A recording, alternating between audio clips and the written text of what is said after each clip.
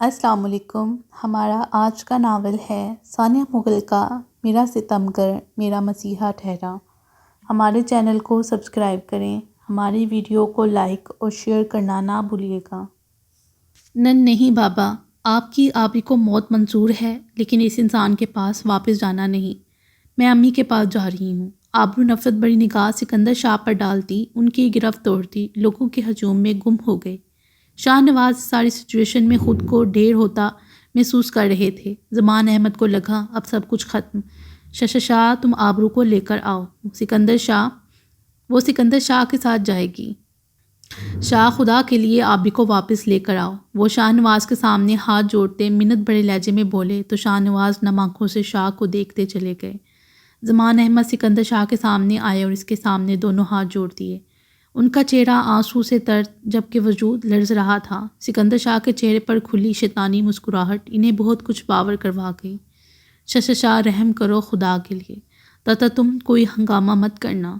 میری دوسری بیٹی کا گھر اجڑتے نہیں دیکھ سکتا۔ میں مر جاؤں گا، آبی تمہارے ساتھ ہی جائے گی۔ تم جیسا چاہو گے ویسا ہوگا، لیکن پلیز یہاں کچھ مت کرنا۔ زمان احمد اس کے سامنے ہاتھ جوڑے بے بسی کی تصویر بنے، زاروں کی طرح رو رہے تھے۔ صرف 10 منٹ، اس کے بعد وہ ہوگا جو میں چاہوں گا، شاہ اسپاٹ لہجے میں بولا۔ دوسری طرف آبرو امی اور حیا سے ملتی پھوٹ پھوٹ کر رو رہی تھی۔ یہ منظر آہستہ آہستہ سب نگاہیں دیکھ رہی تھیں۔ آشو اور بینا بیگم بھی آبرو کی اپنی فیملی سے ملنے کے انکشاف پر آبدیدہ ہو گئیں۔ احسن کی نظر سٹیج پر حیا کی باہوں میں بکھر کر روتی آبرو پر پڑی تو وہ ساکت ہو گیا۔ اسے یقین نہیں ہو رہا تھا کہ آبرو یہاں پر اس کی آنکھوں کے سامنے موجود ہے، اور یہ کہ وہ اور حیا بہنیں ہیں۔ کچھ یہی حال آہد اور ثنا کا بھی تھا، وہ دونوں بھی احسن کی انویٹیشن پر یہاں فنکشن میں موجود تھے۔ آہستہ آہستہ یہ بات پوری فیملی میں پھیلنے لگی کہ آبرو اور حیا بہنیں ہیں، لیکن شاہ نواز اور سکندر شاہ کا رشتہ فی الحال سب سے مخفی تھا۔ آبرو نے شاہ کے ساتھ جانے کا فیصلہ سختی سے مسترد کر دیا۔ جب یہ بات بینا بیگم کے کانوں تک پہنچی تو انہیں شاہ کا جنونی پن یاد آیا۔ وہ اسے جلد از جلد یہاں سے بھیج دینا چاہتی تھیں، ورنہ اس کا پاگل پن سب کچھ تہس نہس کر دے گا۔ وہ اسے ہجوم میں ارد گرد دیکھنے لگیں۔ جب وہ انہیں کونے میں ٹیبل پر بیٹھا سگریٹ پھونکتا ہوا دکھا، وہ اس کی جانب بڑھیں۔ شاہ میں نے آپ سے بات کرنی ہے، میرے ساتھ آئیں۔ وہ اس کے پاس آتے ہوئے بولیں، آج نہیں، پھر بات ہوگی۔ شاہ کا لہجہ اٹل تھا۔ شاہ میں آپ کو کہہ رہی ہوں، مجھے آپ سے بات کرنی ہے۔ بینا بیگم غصے سے بولیں تو شاہ بغیر چوں چاں کیے کرسی سے کھڑا ہو گیا۔ چلیں۔ بینا بیگم شاہ کو لیے برائڈل روم آ گئیں۔ انہوں نے آتے ہی دروازہ اندر سے لاک کیا اور اس کی طرف پلٹی، جو چہروں پر چٹانوں جیسی سختی لیے ہوئے تھا۔ شاہ میری بات غور سے سنو بیٹا، جو بات آپ سنانا چاہ رہی ہیں وہ باخوبی مجھ تک پہنچ چکی ہے۔ شاہ سرد لہجے میں گرایا، شاہ تم کچھ غلط نہیں کرو گے؟ آپ کو لگتا ہے میں کچھ نہیں کروں گا؟ ہاں، میں ان سب کو برباد کر دوں گا، آگ لگا دوں گا، میرے اندر جہنم کی آگ سلگا کر، اور میں انہیں خوشیاں منانے دوں؟ کبھی نہیں، سب کچھ تہس نہس کر دوں گا۔ نفرت کرتا ہوں میں ان سب سے، شدید نفرت۔ وہ جنونی انداز میں برائڈل روم کی ہر چیز کو اپنے جنون کا نشانہ بنانے لگا۔ وہ نفرت کی آگ میں بری طرح جل رہا تھا۔ تو پھر آپ میری ایک بات یاد رکھیے گا شاہ، اگر آپ نے اس گھر کے کسی فرد کا ایک بال بھی باقا کیا تو میرا مرا ہوا منہ دیکھیں گے۔ بینا بیگم اسے کڑی نظروں سے گھورتی اپنا فیصلہ سناتی روم سے باہر نکل گئیں۔ وہ اسے تنہا رہنے دینا چاہتی تھیں۔ انہوں نے اپنے آنسو ہاتھ کی پشت سے رگڑے اور حال میں آ گئیں۔ شاہ کو اپنے وجود کی طرح آس پاس ہر شے سن ہوتی محسوس ہوئی۔ اس کی ہاتھوں کی انگلیوں سے اپنی کنپٹیوں کو دباتے دماغ میں اٹھتے درد کو کم کرنا چاہا۔ اندر بھڑپا طوفان سب کچھ تباہ کرنے پر آمادہ تھا۔ گرم سیال مادہ اس کی آنکھوں سے پھسلتا بالوں میں جذب ہونے لگا۔ بینا آنٹی کے سخت الفاظ نے اس کے وجود کو ریزہ ریزہ کر دیا تھا۔ حالات نہ بدلیں تو اسی بات پہ رونا، حالات نہ بدلیں تو اسی بات پہ رونا، بدلیں تو بدلتے ہوئے حالات پر رونا، پڑ جائے گا تم کو بھی غم ذات پر رونا، جس بات پہ ہنستے ہو اسی بات پہ رونا۔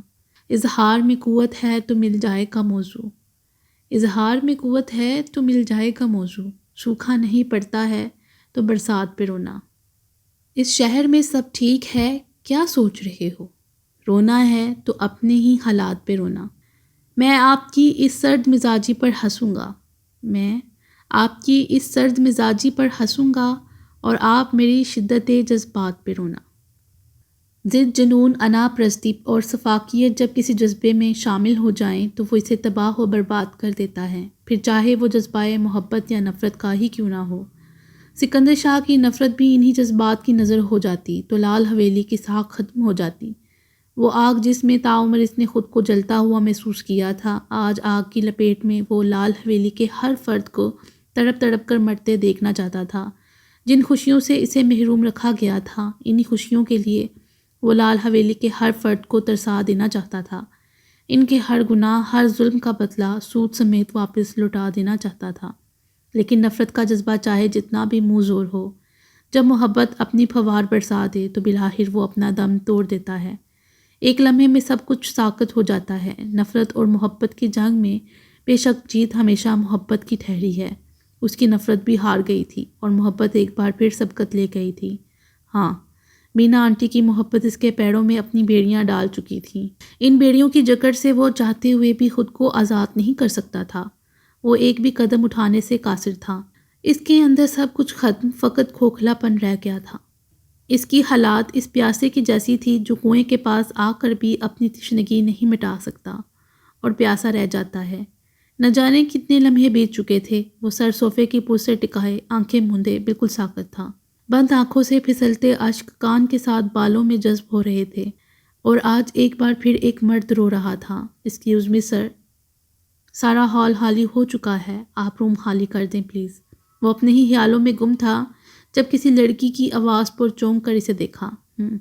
اس نے فوراً نگاہ چڑھاتے آنکھیں صاف کیں اور روم سے نکل گیا۔ عجیب انسان ہے، مرد ہو کر رو رہا ہے۔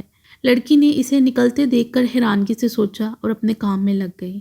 ولیمے کے اختتام کے بعد سب لال حویلی کے لیے رخصت ہو گئے تھے۔ جہاں ولیمے کا فنکشن خوش اسلوبی سے اپنے اختتام کو پہنچا تھا، وہیں لال حویلی کے ہر فرد کے اندر بہت سے سوال امڑ رہے تھے، بہت سی الجھنیں انہیں اپنی لپیٹ میں لے رہی تھیں۔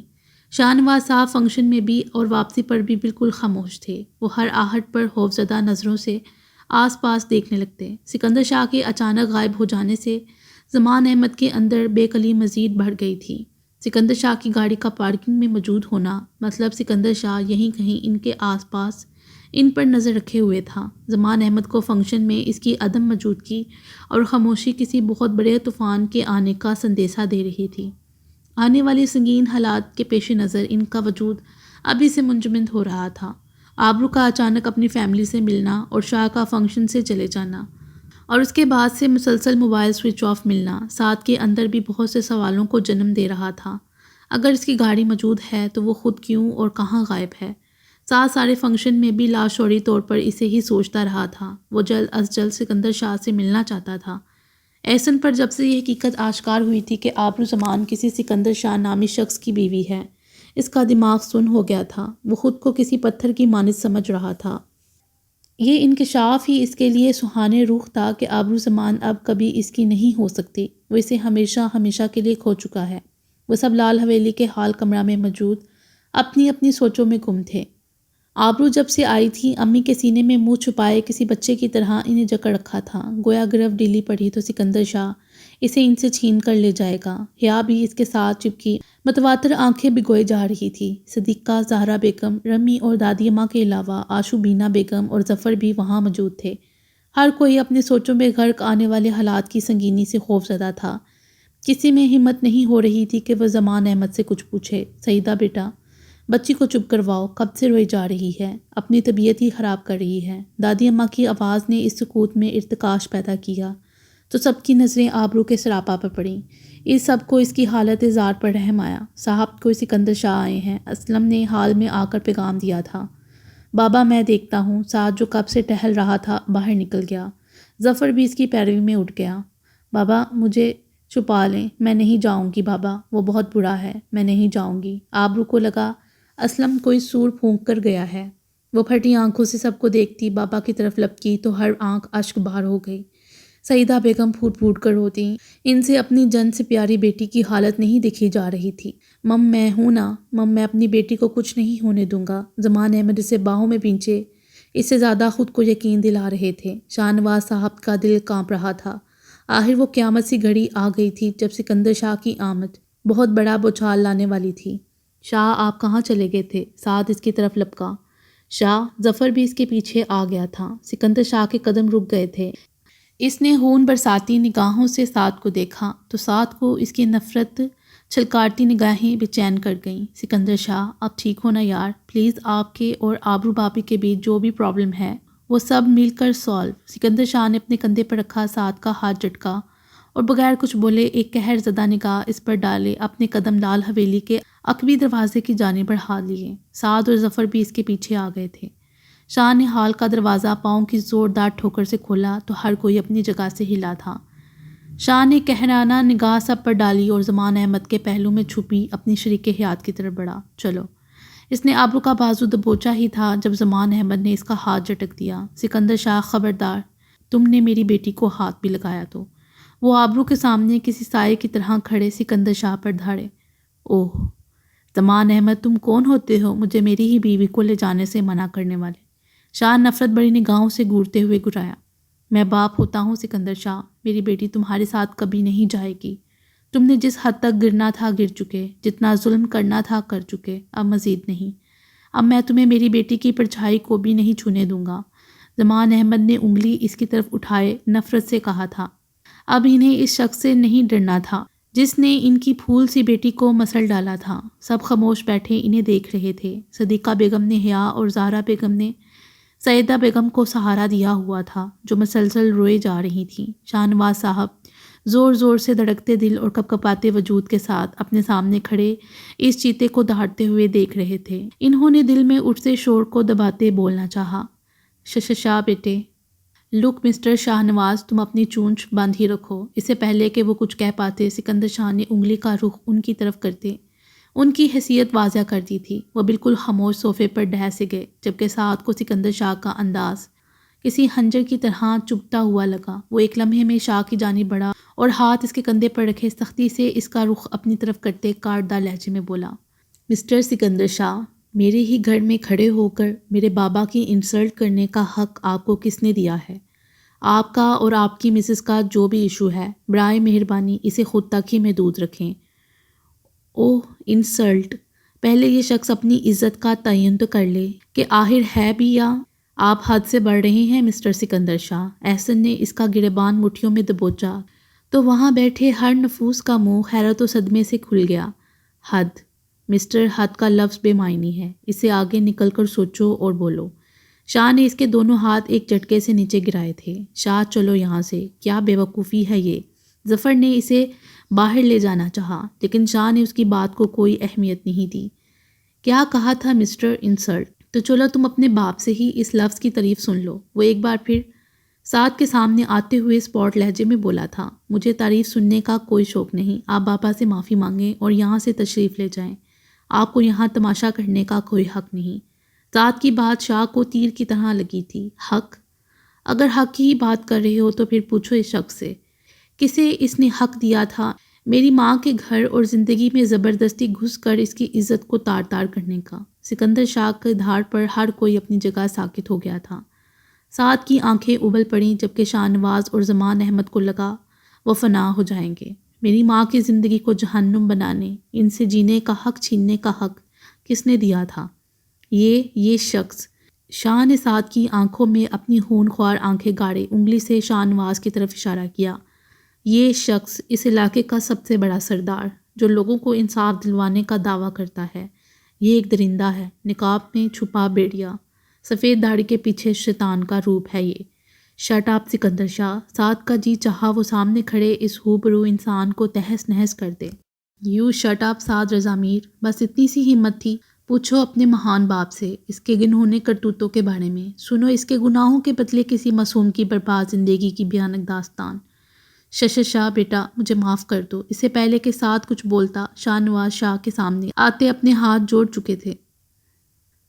اس کے آنسو وہاں موجود ہر شخص کو اصل کہانی کی گواہی دے رہے تھے۔ ہر کوئی بالکل خاموش، جامد، جیسے سوئی گرنے کی آواز بھی نہ ہو۔ سعد بے یقین نظروں سے باپ کو دیکھ رہا تھا جس کے آنسو سکندر شاہ کے ہر لفظ پر مثبت مہر ثابت کر رہے تھے۔ واہ معافی! کیا لاجک ہے! جب عورت مقابل آئے تو اسے ستا دینا اور مرد آئے تو معافی مانگ کے خود کو بڑی الزامہ کر لینا، لیکن نہیں، اب میں آ گیا ہوں، اپنی ماں کے ہر درد کا حساب بھی لوں گا اور سزا بھی سناؤں گا۔ تم شاہ نواز رضا میر، تمہارے ہر گناہ کی سزا دوں گا تمہیں اور زمان احمد کو ایڑیاں رگڑ رگڑ کر مرنے پر مجبور نہ کر دیا تو میرا نام سکندر شاہ نہیں۔ شاہ ان کے جڑے ہاتھوں کو بے رحمی سے جھٹکتا دور ہوا تھا۔ اس کے چہرے پر چٹانوں جیسی سختی اور آنکھوں میں ہلکولے لیتا جنون سب کچھ تباہ کر دینے کے در پر تھا۔ صوفے پر دب کے بیٹھی آبرو کو سکندر شاہ کا ہر لفظ زہر لگ رہا تھا۔ اس رائے سے اٹھی اس کے مقابل آ گئی تھی۔ اس کا دوپٹہ بے ترتیب سا اس کے کندھے پر جھول رہا تھا۔ کیوں سکندر شاہ، تم کون ہوتے ہو میرے باپ کو سزا دینے والے؟ ہو کون تمہاری حیثیت ہی کیا ہے؟ ہاں میں بتاتی ہوں۔ تم خود ایک نہایت ظالم درندے ہو۔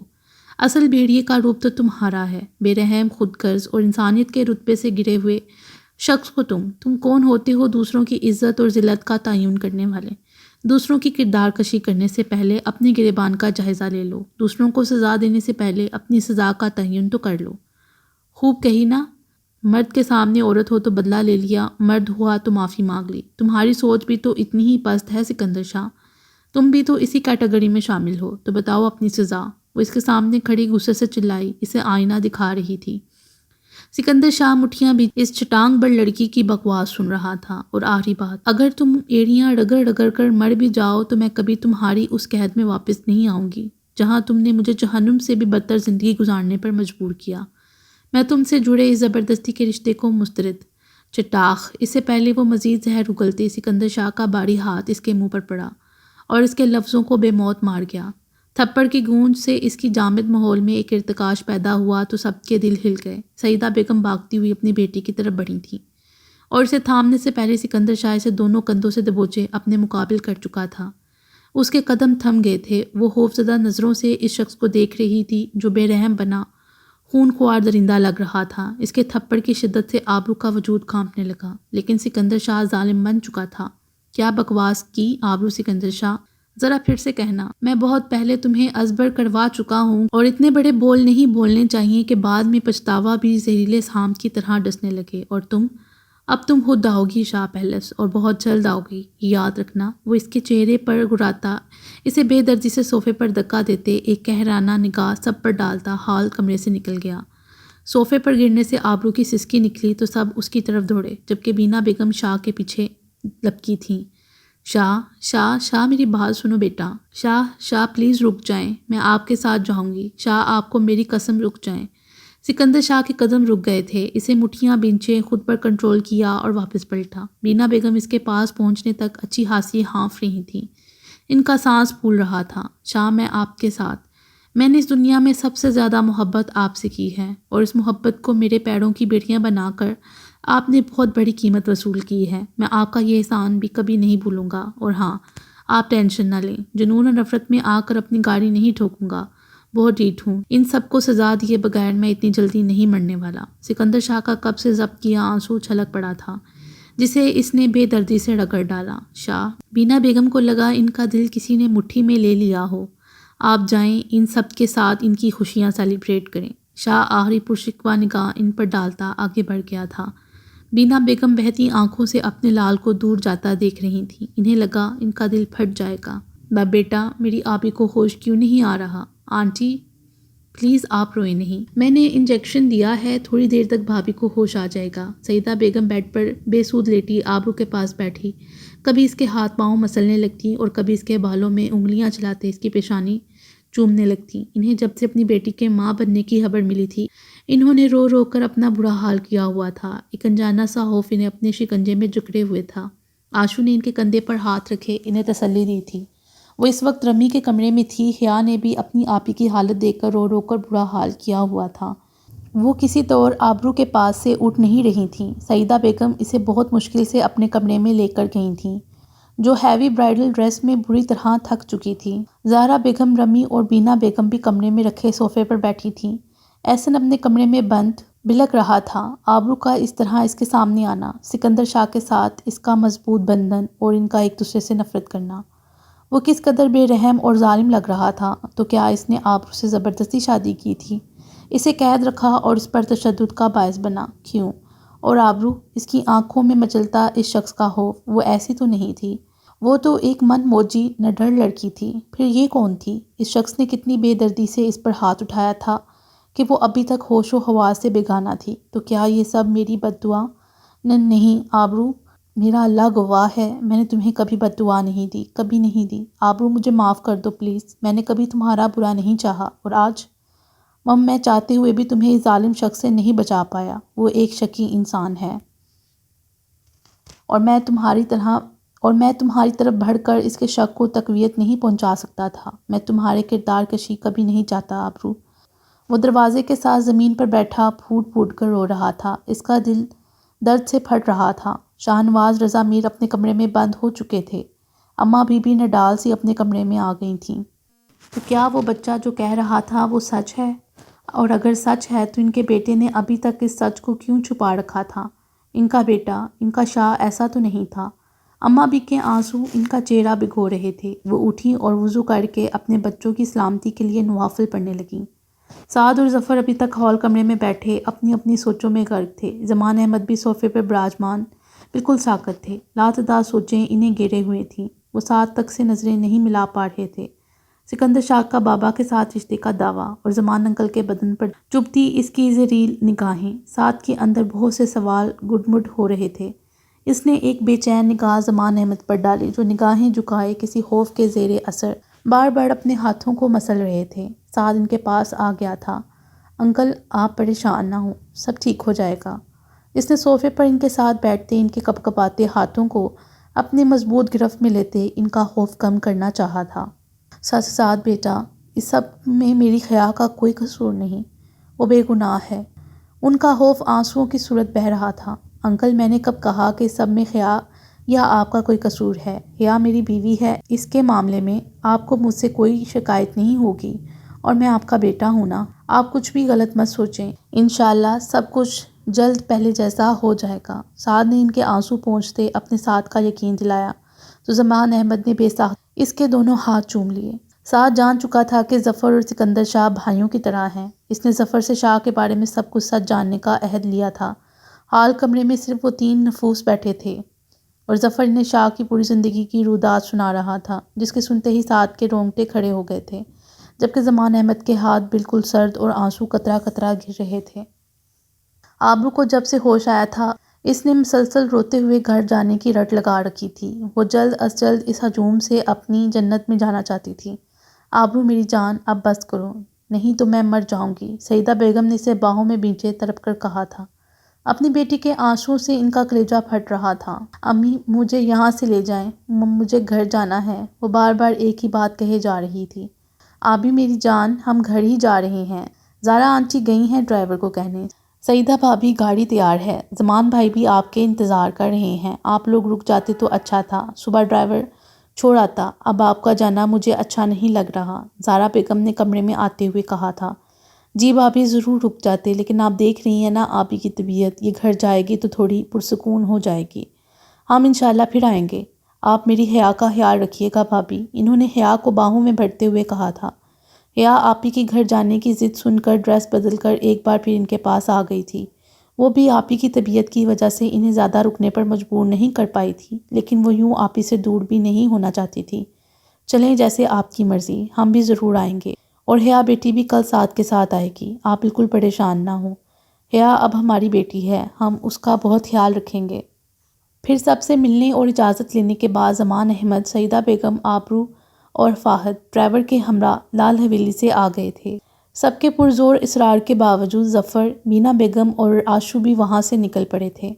سب کے جانے کے بعد لال حویلی کا ہر فرد ایک دوسرے سے نگاہیں چرائے اپنے اپنے کمروں کی جانب بڑھ گئے تھے۔ صرف سعد ہی تھا جو ایک بار پھر ہال کمرے میں اکیلا موجود تھا۔ اسے بابا کی بہت ٹینشن ہو رہی تھی جو اس واقعے کے بعد کمرے میں بند تھے۔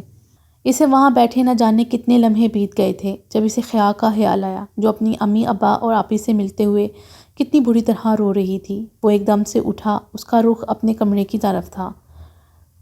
کوریڈور سے گزرتے اس کی نظر شیشے کے دیوار سے لان میں مدھم روشنی میں بینچ پر بیٹھے وجود پر پڑی۔ وہ اس نیم اندھیرے میں بھی اس وجود کو کیسے نہ پہچانتا جو ان کے لیے ٹھنڈی چھاؤں تھا۔ بابا یہ سب کیا ہے؟ سعد نے انہیں دیکھتے ہوئے کرب سے سوچا تھا اور گال پر پھسلتے آنسو کو صاف کرتا اپنے قدم کمرے کی جانب بڑھا لیے۔ وہ حیا کو دیکھنے کے بعد جلد از جلد بابا کے پاس جانا چاہتا تھا۔ سعد روم میں آیا تو حیا بیڈ پر بیٹھی دونوں ہاتھوں میں چہرہ چھپائے رو رہی تھی۔ رونے کی شدت سے اس کا پورا وجود لرز رہا تھا۔ سعد کا دل کٹنے لگا۔